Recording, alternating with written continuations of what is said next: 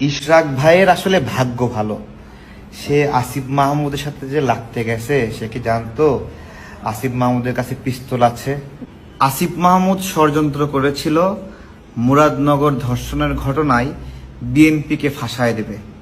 এটা কিন্তু তার নির্বাচনী এলাকা এবং আওয়ামী লীগকে সাথে করে নিয়ে বেশ জোরে সোরে তার আয়োজন চলছে।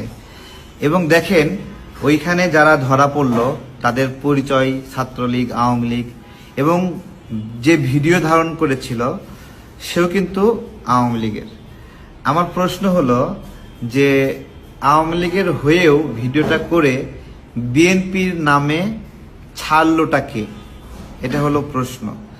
তো আল্লাহর কি খেলা দেখেন, আসিফ মাহমুদ বা যে গং বিএনপিকে ফাঁসাতে চেয়েছিল, এখানে আমরা দেখেছি সাদিক কায়েম সহ জামাত শিবিরের ভাইয়েরাও খুব উৎসাহ আগ্রহ নিয়ে যে এটা বিএনপি এই ধর্ষণের সঙ্গে জড়িত এইভাবে প্রচার করেছে।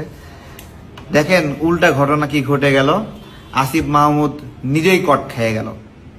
আসিফ মাহমুদের ম্যাগজিন সহ ধরা খাইল বিমানবন্দরে। মানুষকে ফাঁসাইতে চাইলে দেখেন নিজেকেই ফাঁসতে হয়। এবং আসিফ মাহমুদ ক্ষমাও চাইল।